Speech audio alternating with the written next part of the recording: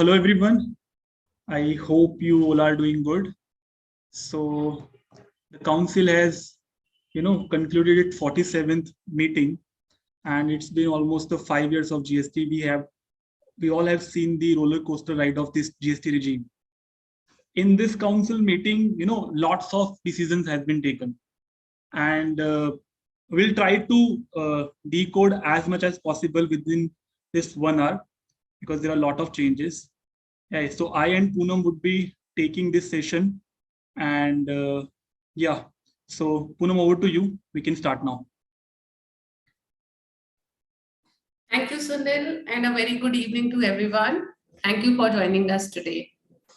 Like Sunil mentioned, GST Council has come up with its recommendation over the past 2 days meetings, and there are a whole host of changes and clarifications that the GST Council has recommended. In today's session, we cannot cover each one of them. However, our attempt is that we can cover as many key changes as possible today, which will be followed by our detailed analyst document, which will be released shortly. So without much ado, let's straight away look at the key changes. Excuse me. So the first change that has been recommended by the GST Council we want to talk about is with respect to the inverted duty rate structure. As you must be aware that, excuse me, the inverted duty rate structure is a situation where the tax on the output is greater than the tax on the, is less than the tax on the input side, which leads to accumulation of credits. And the law allows for refund of input credits in such cases. However, the refund is restricted only to the extent of inputs. The GST Council has come up with a recommendation in terms of how the calculation of the refund has to happen. And before we talk about the recommended formula, let's look at what has been the controversy. So initially and so far, the industry has been propagating that the credit refund should also be allowed in terms of services, input services. However, the Supreme Court, in case of VKC footwear, said that the credit on input services will not be allowed.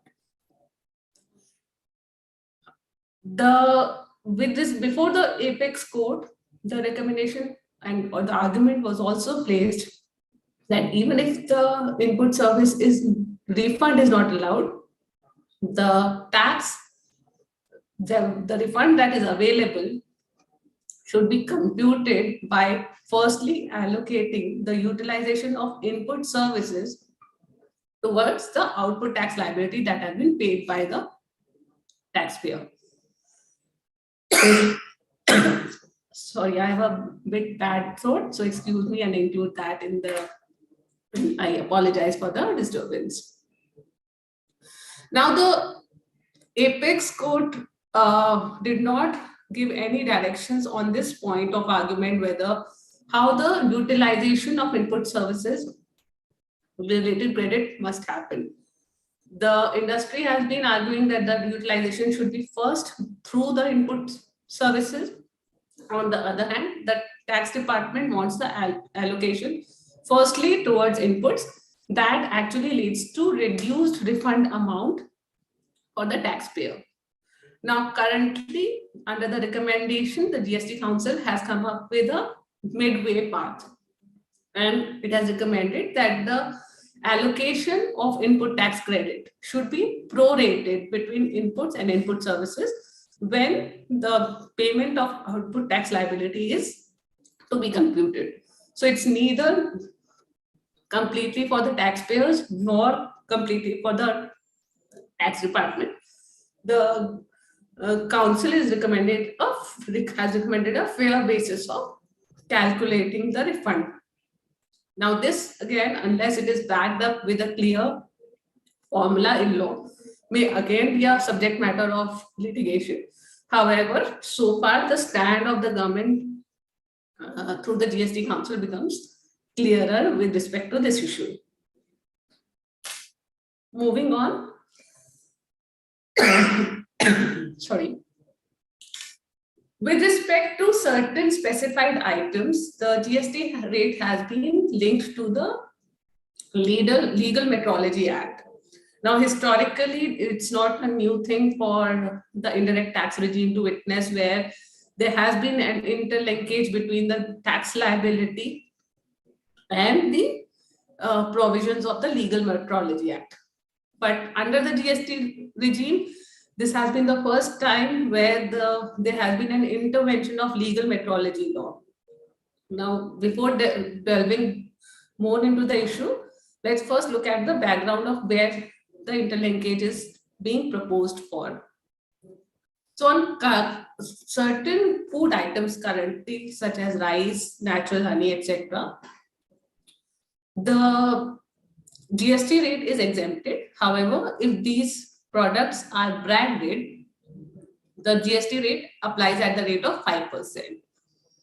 Now, this leads to a debate of what constitutes a branded product versus an unbranded product, and which has been a point of debate under an earlier indirect tax laws as well. The provisions currently mention that even if the brand has been foregone, the exemption will be available, and therefore the industry practice has been that in many cases the suppliers have actually foregone their brand and still mention their trade name on the packets, and that is again leading to debate between the taxpayers and the tax department as to whether in such cases the items should be considered as branded or unbranded. To do away with this debate, rather than linking the 5% rate to whether the product is branded or unbranded, the government has come up with a more tangible way of evaluating the tax rate, which is by linking the tax rate to if the product is liable for, it's covered under the legal metrology laws and it's being sold as a pre-packaged and pre-labeled retail pack. This certainly leads to putting the debate on branded versus unbranded items to rest, and also to certain extent the ambiguity with respect to the applicable rate is likely to get settled. This is also likely to benefit the revenue in terms of, even in case of packages which are being sold without a brand name, in case the packages qualify to be pre-packaged and pre-labeled retail packs, the tax will still apply at 5% once this rate comes into force. For the sake of everybody's understanding, all the rates related changes that we are going to talk about in today's presentation are going to be applicable from 18th of July this year. The next rate amendment relates to low-cost hotel accommodation. Up until now, hotels with a room tariff which is less than rupees 1,000 a day has been exempted from GST. The GST Council has recommended to withdraw this exemption, and the rate that has been proposed for such hotel accommodation is 12%. So effectively, even the smaller low-cost budgets, low-budget hotels will be liable to GST. However, the regular exemptions that are applicable for hotels, which is for any vendor, including the aggregate turnover of 20 lakh, those will apply for low-cost hotels as well.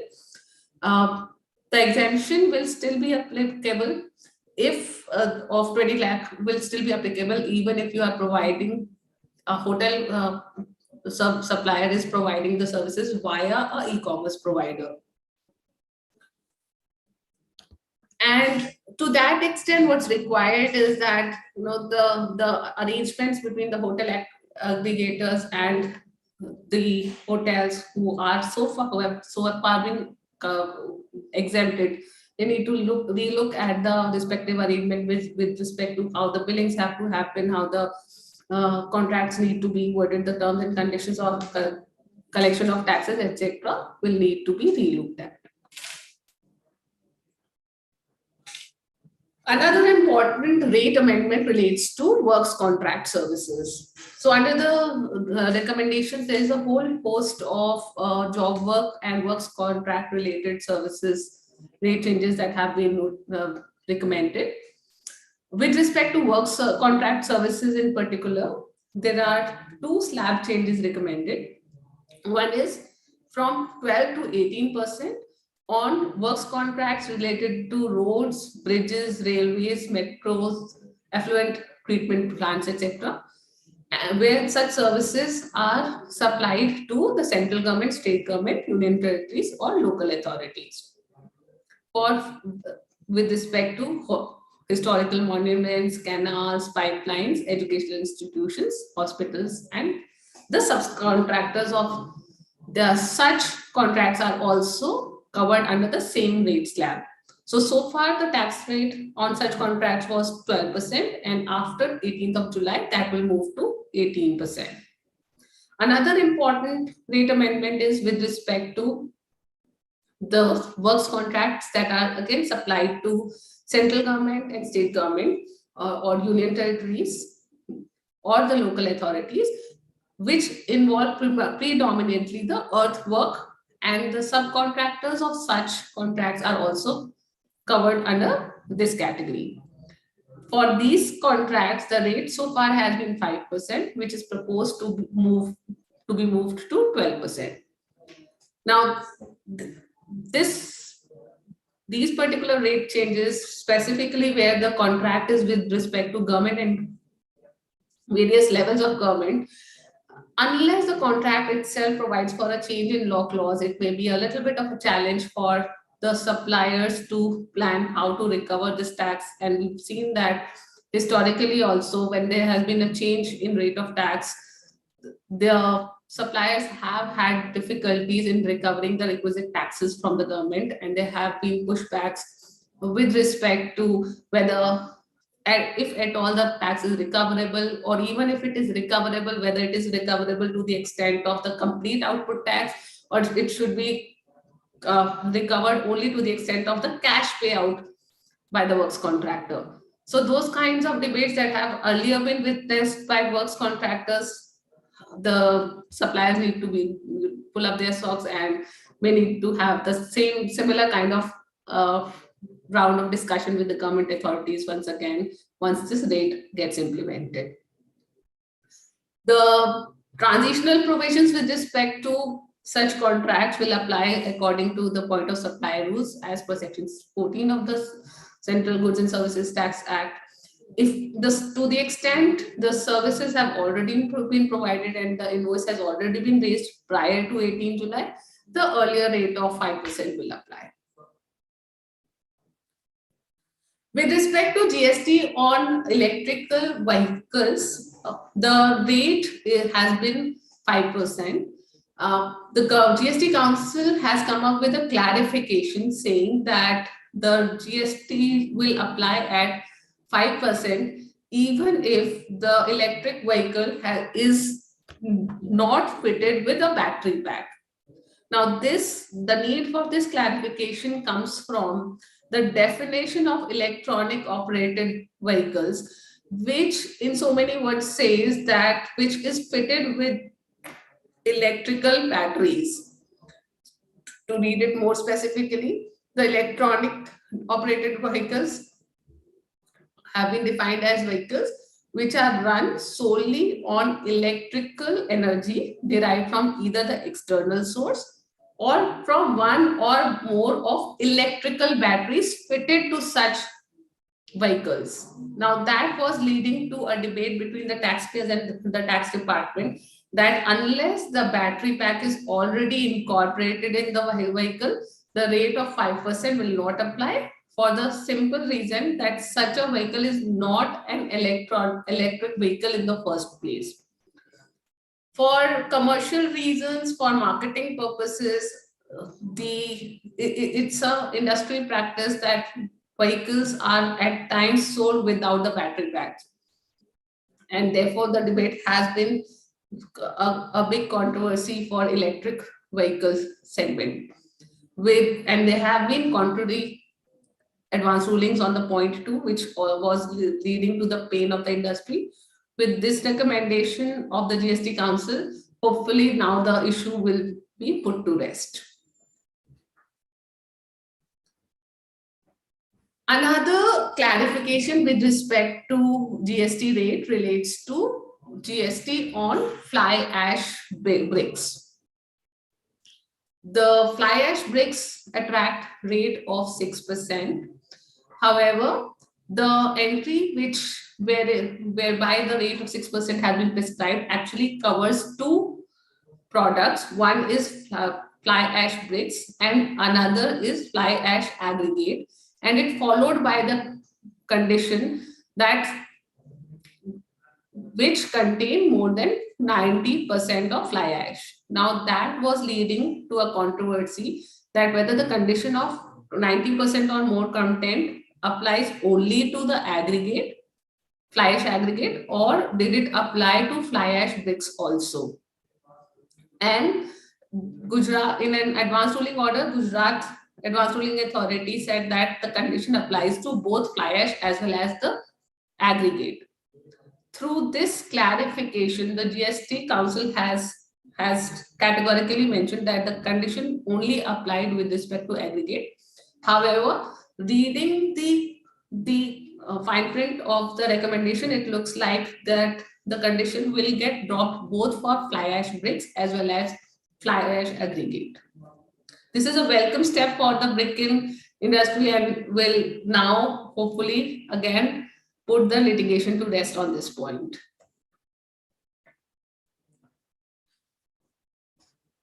With respect to taxation on water, water per se is an exempt commodity for GST purposes. However, the scope of the exemption entry excludes certain categories of waters, which include aerated, mineral, purified, distilled, medical, and some other categories of waters. One of the emerging controversies in this area has been that since the exemption excludes purified water, whether the sewage treated water will qualify as purified water and therefore will not qualify for exemption. Such a sewage treated water is often used for industrial purposes by industries, and at times actually, if it is generated in surplus, sold off in market too. So the question is whether on such supplies GST needs to be paid. The GST Council has come up with a clarification that the sewage treated water is not equivalent to purified water. And to give effect to this clarification, what is being recommended is that the word purified itself gets dropped from the exclusion from the exemption entry. When we note the exclusion covers purified water, now by deleting the word purified, the controversy whether sewage treated water will be treated as purified water will make no difference, and it would anyway be eligible for exemption. So this again is a positive step which would serve the industry, and it is certainly showing the mindset of the government to bring as much of possible ease of business for businesses. Coming to healthcare services, one important amendment that has been announced is with respect to room rental charges. So far, room rental charges in a hospital have not been liable to GST, being covered under healthcare services. However, Now, the GST Council has recommended that the room rent where the rental exceeds rupees 5,000 per day per patient should be liable to GST, and the recommended rate is 5%. This GST rate is recommended not to be applied in case of ICU rentals. Now, one clear implication of this recommendation is that the hospital services, if not all, but premium hospital services will become slightly more expensive. And also, it may again raise a whole host of controversies with respect to whether the in the first place or room rentals should be considered as a separate supply, or is it still a part of composite supply?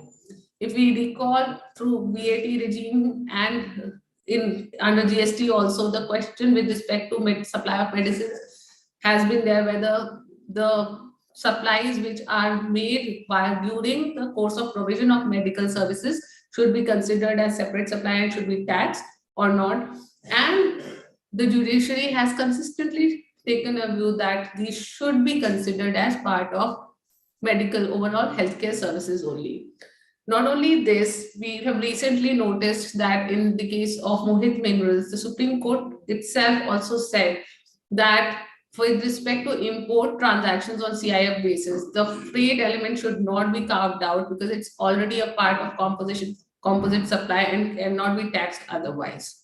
So all these debates are likely to again apply even in case of the hospital rentals exceeding 5,000 rupees. But for now, the hospitals need to be ready to pay GST at the rate of 5%. So I would now invite my colleague Sunil to take the rest of the part of today's presentation. Welcome, Sunil. Thank you, Poonam. Just give me a second. Yeah. So the first issue relates to this real estate sector. The question was whether the PLC charges, that is prime preferential location charges, which are charged by these organizations like Foodco, etc., for the preferential location, will it be form part of that exemption which is there for the long-term lease or not? Because authorities, recently started arguing that this is a separate services and GST on it would require to be paid at the rate of 18%, right? So in this respect, the council has recommended a clarification that the PLC charges would form part of the would be treated in a similar way, the way the lease rental charges are being treated. So if it is exempted, then PLC charges would also going to be exempted.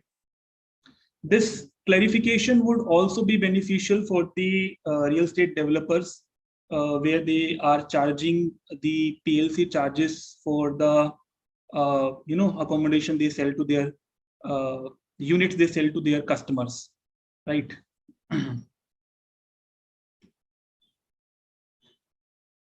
So this is a clarification which the council has proposed. We believe that this clarification, has been issued in light of the recent judgment of the Gujarat High Court in case of Munjal Manish Bhai Bhatt. The question before the Gujarat High Court was whether the developed plot per se would be covered within the GST regime or not, and therefore the activity of developing would be subject to GST or not. The Gujarat High Court, referred the provisions of Schedule 3 and said that the entry which provides that sale of land is out of the GST ambit. They said that developed land is equivalent to a expression which is defined in this particular schedule. So irrespective of it, whether it is a developed land or otherwise, the entry would be applicable and therefore there would be no GST. In pursuance to that, we believe that this clarification would be issued to rest all the litigation relating to this developed plots, and there would be no GST in such services when you are selling the developed plots to your customers. This is an interesting issue. So there is an exemption entry which provides that renting of residential dwelling for residential use is exempt from GST. So if you are a landlord and providing a particular residential dwelling to the tenants for residential use, there is no GST. But if we see, the lease arrangements, whereby it's a general practice in these days, whereby few co-owners, shake their hands and provide a particular property to a lessee, and then they in turn provides the accommodation services to students near the colleges, or maybe at a working place they would be providing these these units for rental purposes to working professionals, etc. So the question was, see, the second leg of transaction was obviously exempted. There was no doubt on it that when the lessee is providing the services to these students or working professionals, there was no GST. But the question was relating to the first leg, when these co-owners or the owners are providing the property to the lessee. The question was whether GST would be applicable on that particular first transaction or not.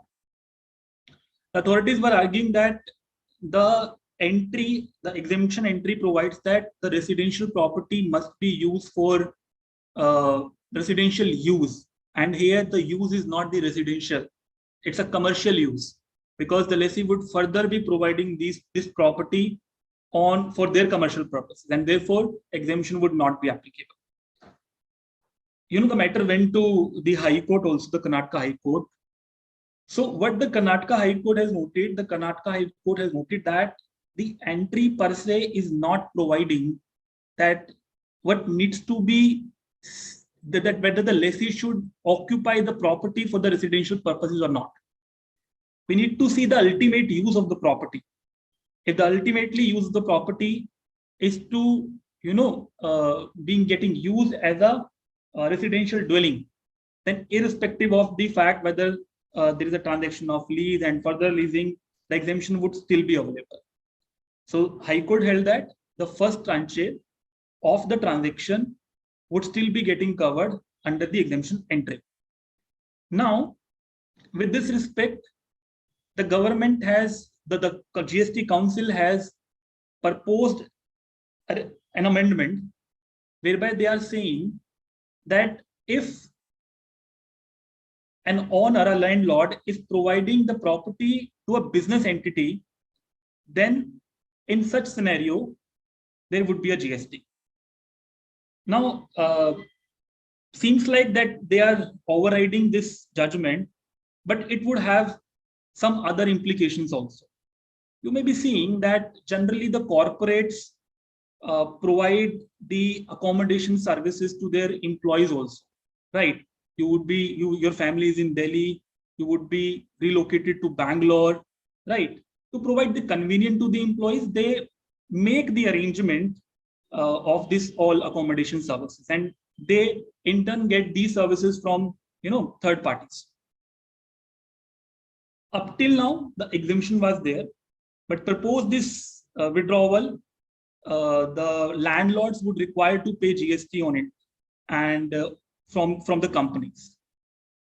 The exemption would be available. We need to see from landlord's perspective, the exemption would be available as far as the threshold limit is concerned under GST, which is 20 lakh. So if rental is going beyond the aggregate turnover, if the aggregate turnover is beyond the threshold limit, registration would be needed and they would be required to pay GST on it. And it is important to note that the further legs is exempted. So whatever GST the landlord would be charging from the these lessee companies, it would become cost for them.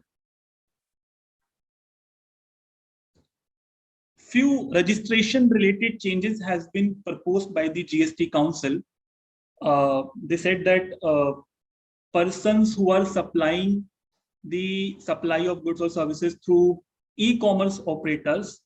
As of now, the registration is mandatory for them, for the person who is supplying the goods, etc. They say that the exemption would still be available where the aggregate turnover of the person all India basis is not getting in, crossing the threshold limit. And further, he's engaged in making the intra-state supply. So we had a doubt that will it really going to give a benefit to the small retailers who basically list themselves on the e-commerce platform, etc. Because generally you would be seeing that interstate transaction is in very general when you list yourself on the e-commerce platform. But if you see the recent business development in this e-commerce sector, the e-commerce operators is generally committing that they would be providing the few types of goods, for example, groceries, medical supplies, medicines, etc., within an hour or maybe two. So they generally procure the goods from the same state, from the same location even, and this applies to you at your premises. So in those cases, the benefit would be there for those suppliers, but for the suppliers who generally list for making the interstate supply, this benefit would not be available. And this change, they are saying that would be implemented from January 1st, 2023. And they are saying that, e-commerce once the e-commerce operators are ready to adapt this change, the government, in the meantime, the government will also make the changes in their GST system. And once both are ready, they'll implement this change. Similar change has also been proposed for the composition taxpayers, taxpayers who are registered under Section 10 of the GST Act. Up till now, they were not entitled for the benefit for supplying from the e-commerce platforms. The law is providing as of now a restriction to supply the goods through the e-commerce portals. The government is saying that post this, so the government has recommended, the council has recommended that the composition taxpayers would also be entitled for making these supplies when they are making the intrastate supplies. So this benefit has also been extended for the composition taxpayers. Few other changes that the government has proposed, these are as under. Firstly, they are saying that they would be issuing a clarification to provide that how you should report your ITC, eligible ITC, ineligible ITC, how to report your ITC relating to Section 17.5, 42, 43, etc. Recently the Rajasthan government has also issued a circular providing that the taxpayers are not reporting their ITC under Section 17.5 appropriately. So they have given certain guidelines that how they should report their ITC related amounts in GSTR 3B. Seems that the similar sort of clarification the CBIC would also issue for the taxpayers. The another clarification the council has proposed is that they would issue few issues relating to deemed exports. We don't know what exactly these are. Once these come, analysis is required to be done. It's an interesting point that one of the crucial area of the GST regime is the ITC, and to pinpoint more specifically, it's Section 17.5, that is block credits, which basically blocks our credit and enhances the business cost. The council has recommended that they would issue clarification on few interpretational issues under the Section 17.5. Though they have not specifically provided what sort of issues they would be discussing, so we would need to wait and watch and would require to analyze accordingly. The next change they are recommending, the next clarification they are proposing to issue is relating to the employer-employee transactions under the contractual arrangements, whether they would be subject to GST or not. You see, this employer-employee transaction was initially quite clear. There were few advanced rulings which were providing that GST would require to be paid when you recover something from the employee. And there was the press release also earlier which was providing that perquisites, etc. When it is part of the contractual arrangement, it cannot be subject to GST because it's a condition under the employment arrangement, and you cannot call it as a services, right? So we need to see what sort of clarification the council would be issuing in this regard. But yeah, very sure, the advanced ruling authorities in recent part has really created chaos relating to these transactions, the views which they have provided. We need to see and wait and watch what sort of clarification they would be issuing relating to it. The next point, they are saying that clarification on utilization of amount available in the credit ledger and electronic credit ledger they would issue.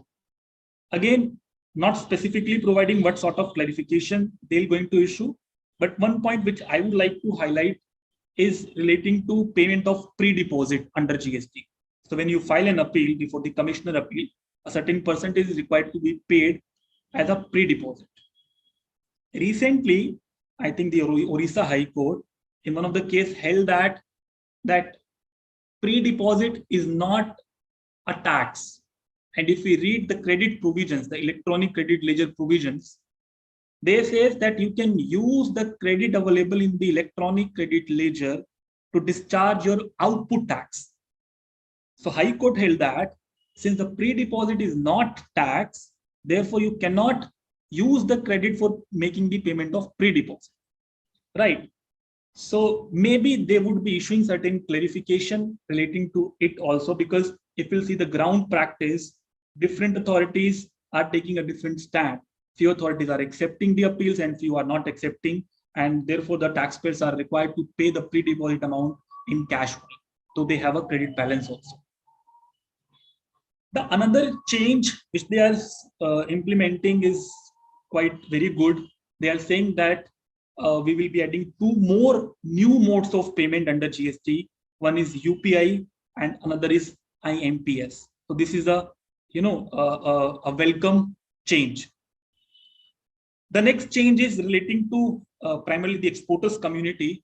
It is was pending from this recommendation, or this exporters basically were representing that since duty credit scripts, road tip, MEIS, SEIS, these are exempt from GST. Since it is exempt, and exporters generally are required to apply Rule 42 and 43, and they were supposed to pay the ITC reversal amount generally on the common input services. So industry was representing to the council, that it should be excluded from the definition of exempted services. The sale of duty credit scripts should be excluded from the definition of exempted services.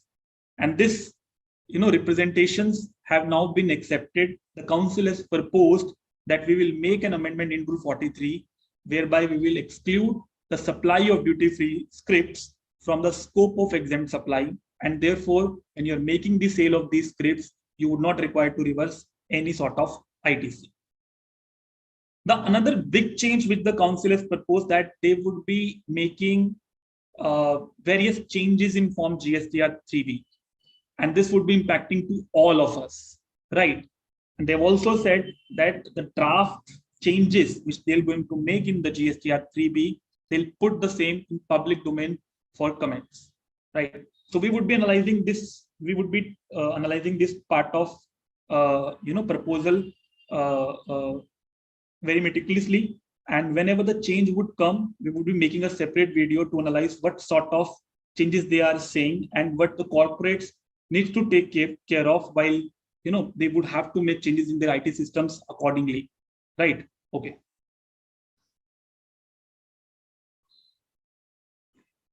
So last two changes if we'll discuss. The first is relating to online gaming, race course, casinos, etc. So this issue, is pending for so long. Uh, uh, the council, though the GOM has submitted its report to the council, and if you have heard the council meeting, the presentation which the finance minister has made after the council, they have categorically said in their presentation that these sort of activities, online gaming, race course, and casinos, these are these are clearly the gambling activities, right? Though the final decision has not yet been taken, the matter has again been sent back to the GOM. They'll be coming with their new report, and the council would again have a meeting on the first week of August to discuss this issue and one another issue. But the categorical statement that the finance minister has made seems like some contradictory with the recent judgments that has been delivered by different high courts. For example, if I'll take the example of some, cricket online gamings, there the courts have held that this is the game of skill. It is not a game of chance. When we say what is gambling, we say there is some sort of, chance is involved. You are not applying your skills and therefore earning or maybe losing something from that gambling activity.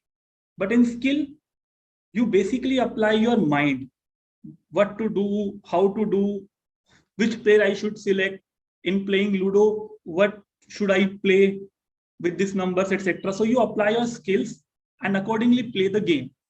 So courts in these cases have held that these are the game of skill and not the game of chance. While the finance ministry, in its presentation, whether the GST council, in its presentation, have categorically made that statement that this is the gambling activity, and therefore we will be treating it as a gambling activity. So this is a clear-cut contradiction, seems to be, with the High Court's judgment and the decision, the view which they are taking as of now.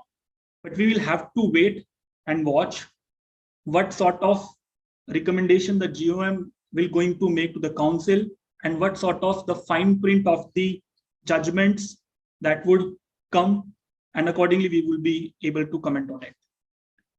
The last issue is quite again very, very important. The GST has have completed 5 years, right? So tomorrow, today is the last day for completing the 5 years, but still we don't have any appellate tribunals. Lots of appeals are pending at commissioner appeal level, and where the department is generally making the direct recovery provisions. The taxpayers are bound to go to the High Court to get a stay or maybe to decide the issue. So it is creating a lot of issues as of now. This is, a need of the hour to set up the appellate tribunals so that the litigation mechanism under the GST regimes would be streamlined. So in this regard, multiple times the representations have been made. Now the council has created a group of ministers to discuss the formation, the manner of setting the appellate tribunal under GST. So few other changes have also been made by the GST council, but we have captured quite important issues and we have discussed the same. We are working on a detailed documents which we generally call as a sectoral analysis from Taxmann's advisory team. We are working on it and we would be discussing all the other changes as well as these changes in that document. So yes, Poonam, we can pick few questions that have been asked by the participants. That's right, Sunil. There are a few interesting questions. Let's pick them up. Sure. So I'm picking from last one. Whether refund of input service is allowed under the inverted duty structure after this amendment. This is, Poonam, would you like to answer? Yes. So when we first read the press release, it landed like, oh wow, the government has actually finally allowed in refund of input services also. But unfortunately, that's not true. The refund of input services is still not allowed. What the government, like I explained in the initial part of today's presentation, is only to permit the allocation of input service for utilization of payment of output tax, so on a prorated basis. So instead of first, what the government has been wanting, that the utilization of inputs should be done first to calculate the amount of refundable, the refundable amount, and on the other hand, taxpayers have been arguing that the input services should be allocated first towards utilization. The clarification is only allowing for a prorated utilization of both input and input services based on the turnover, and now, and that is not actually leading to refund of input services being allowed on inventory duty structure. I hope that clarifies. Yes. Next question is whether ITC is eligible on GST charge on residential dwelling unit service given by company to employees. So, after this amendment which the council has proposed, there would be GST when landlord is giving the residential property to a corporate, which would ultimately be used by the employees. Okay. I think in that case also exemption would be there. Poonam, correct me if I'm wrong. So if we will be charging GST, we will be charging the consideration from the employees, right? So in that scenario, no, yeah. So first leg, there would be GST, and when the company would be charging the consideration from the employee, the same would be taxable, right? We need to see, it should not be the part of the contractual arrangement in any ways. If they are charging anything from the employees, it would be exempted, and whatever GST they have paid to the landlord, that would become cost for the company. And just to cover this scenario which Jay Ganesh has asked, basically, in case there is no charge by the business to the employees and it's just a cost, that will, the eligibility of credit will depend on whether the residential dwelling is being used for the business travel related stay, or is it being allowed for the use of personal stay of the employees. For sure, at least for the department, the second category is not going to be allowed for ITC purposes, which is when the employees are being allowed for their stay on a regular basis. But if it for business purposes, the travel, when the employees travel and they use the residential dwelling being provided by a company, the argument could be that this such kind of a stay is still for business purposes, the credit should be allowed. On the other hand, the department is likely to argue that this is for the personal usage of employees and is not eligible. So there's a possible litigation on this kind of a scenario. Right. Presently, our vendors are charging GST at the rate of 12% on fly ash bricks supplied. Finally, which rate is applicable, either 6% or 12%? Vivekji, I think there are two rates. 6% is without ITC and 12% is with ITC. I'm not sure, but yes, I think there are two slab rates. So you need to check which option your vendor has taken. If he has taken without ITC option, the rate would be 6% instead of 12%. Please highlight an amendment about GTA forward charge. So, we were initially thinking that we can have a detailed discussion and it would take an hour to complete the entire presentation. Nonetheless, that's why we have not covered all the other important changes. For example, the changes relating to GTA, extension of limitation period relating to refund. These are important amendments, we understand. I'll quickly highlight a few of the participants and ask this question what is the amendment relating to GTA. So what they have said in GTA, so currently there are two rates, 5% is for the reverse charge and 12% under the forward charge, right? For future, they are saying that, so as of now, there is no some sort of mechanism whereby you need to exercise any option. So they are saying that uh, from now onwards, once they will notify this amendment, the GTA would have to exercise its option, whether he wants to go for 5% or 12%, right? The implication, one of the important implication which we were discussing in our, while we were analyzing the proposed amendments, that suppose you have taken few of the vehicles in period one, in year one, whereby you have availed the ITC, but in year two, you want to go for reverse charge. So will you require to reverse any ITC or not? If you are required to reverse any ITC, then what would be the mechanism, etc. These questions. Another question is that if they will come up with this amendment, from July 2018 or somewhere around within these dates. So will this option be available for this financial year or not? Or will it be applicable from the next financial year?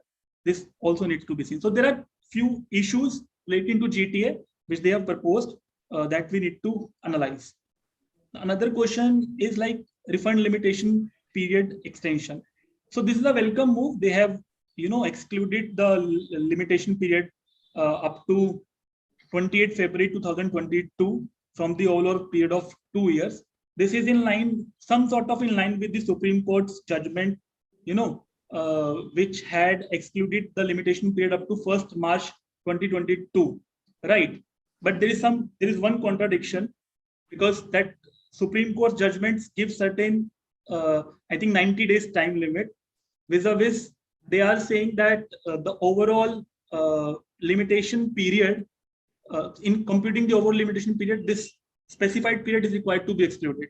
So take an example, your 1 year, 11 months has been expired, right? And you only have a 1 month for the overall, from the overall 2 years.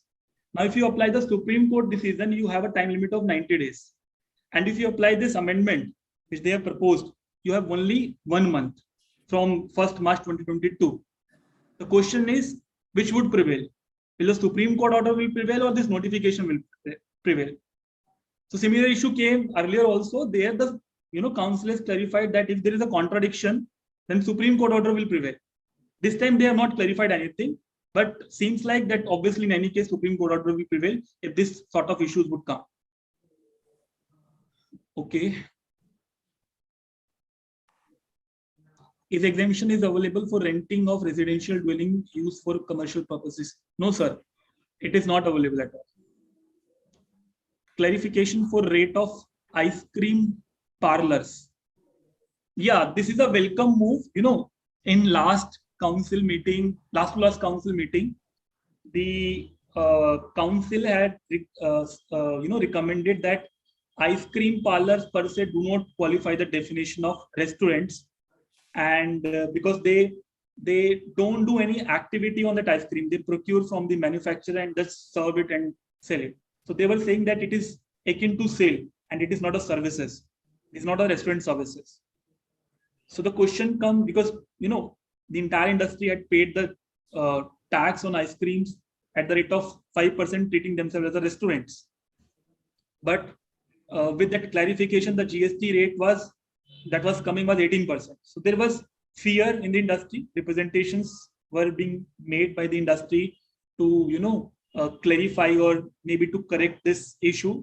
So what they have done, they have not changed this position that ice cream parlors are restaurant or not.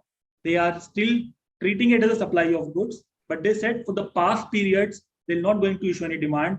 The 5% GST which the ice cream parlors have paid, it is good. No demand would be there. For job work, the material not belong to principal if job work lost material. This is a different question, not relating to the council meeting. You can, Mr. Bhomesh, you can send your query to connect@taxmann.com. We'll discuss it separately. Any other question? Okay. There is a clarification related to PLC applicable to apartments as well. Yes, sir. seems like that this PLC charges clarification relating to long-term lease would equally be applicable for the developers, etc., when they are selling the apartment to their, unit holders.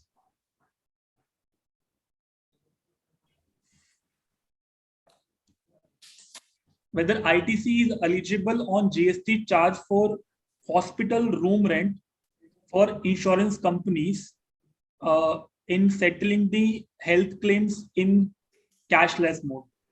Poonam, would you like to answer it? So to begin with, the rate of 5% GST is actually subject to no input tax credit. So the question is not relevant because the credit is not available. But just to put a perspective, to just the mode of payment should not make any difference to eligibility of ITC. So if assuming the ITC was available, whether it was the payment from the patient was settled through a cashless mode via insurance company or through the patient's own cash payments, that should not have made any difference. But in any case, the ITC will not be available. Okay. Amendment in section 4910 of CGST Act to provide transfer of balance in ECL. Please throw light on this. Sir, Surbhi Gupta. Surbhi, this amendment, has been, proposed by the Parliament in the budget, and this is the part of the Act now. They have to implement at a ground level, and so whatever balances, once this amendment is made effective and utility comes on the GST portal, so whatever balance of electronic cash you have in one ledger, you can transfer that cash to another distinct person of a same PAN, because presently there is no as such any functionality. You may have a cash balance in one ledger, and if you want to transfer it to another account of your in other registration, what you need to do, you have to file an application for refund, or you would be required to pay separately amount in that another registration. So this is a welcome amendment which was made by the Finance Act 2022, and the council is saying that we will be implementing this soon. So I think we are done with all the questions. Just give me a second, I'm cross-checking it.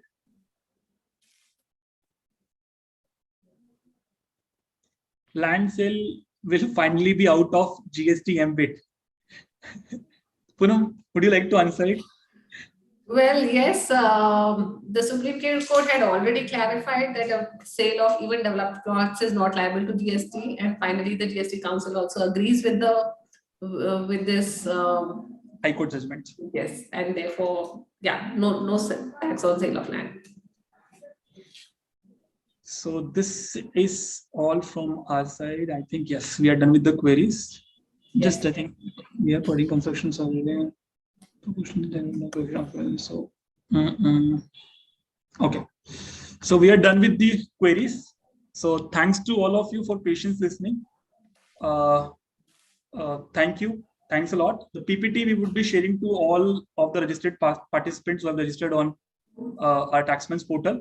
This copy would be sent by our marketing team to all of you. Thank you. Thanks a lot. Thanks, everyone.